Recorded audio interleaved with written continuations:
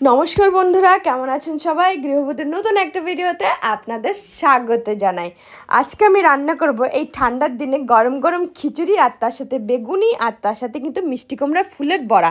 তার প্রস্তুতি কিন্তু আমি এখানে শুরু করে দিয়েছি। আর সর্বপ্রথমে কিন্তু আমি তাওয়াতে ভাজতে দিয়েছি বাদাম। কাঁচা বাদামগুলোকে সুন্দর করে ভেজে ভেজে নামিয়ে নিয়েছি। একটু ঠান্ডা হতেই বাদামগুলো কিন্তু হাতে এইভাবে ডলা দেওয়াতেই কিন্তু সব খোসাগুলো ছাড়িয়ে গেছে।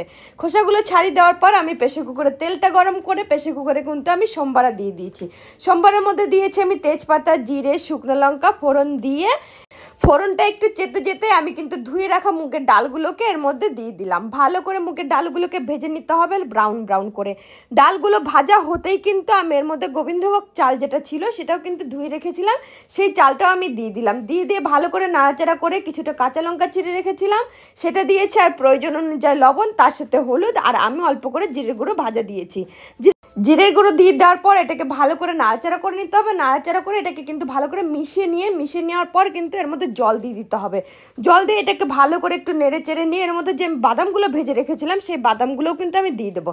বাদামগুলো দিয়ে দেওয়ার পর আমি প্রেসার কুকারে ছিটি লাগিয়ে দিয়েছি। প্রেসার কুকারটা যতক্ষণে হচ্ছে ততক্ষণে কিন্তু এখানে আমি বেগুনি ভাজার প্রস্তুতি শুরু করে দিয়েছি। বেগুনি ভাজার জন্য সর্বপ্রথমে কিন্তু আমি বেসন নিয়েছি, তার মধ্যে নিয়েছি চালের গুঁড়ো, তার মধ্যে আমি অল্প করে দিয়েছি কাঁচা লঙ্কা চিড়ে।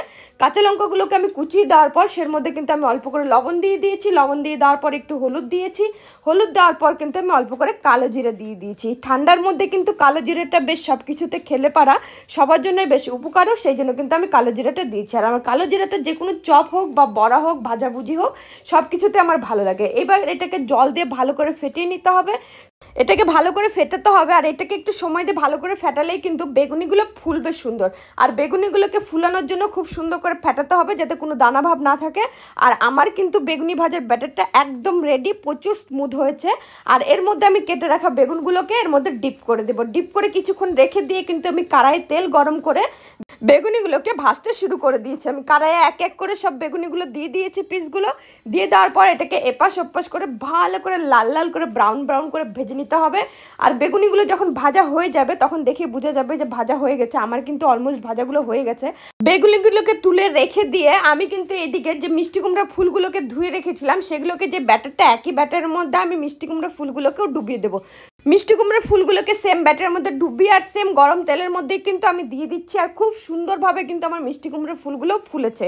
ফুলে যাওয়ার পর মিষ্টি কুমড়ার ফুলগুলো যখন ভাজা হয়ে গেছে তখন কিন্তু আমি এক এক করে তুলে নিয়েছি।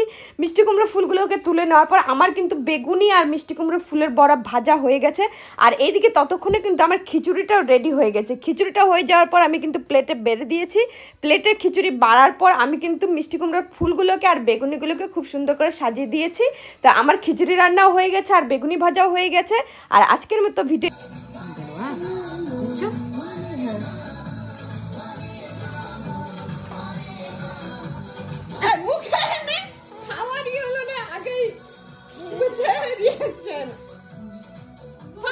ভালো করে স্মাইল করো, মার ভিডিও স্মাইল করো, স্মাইল করো।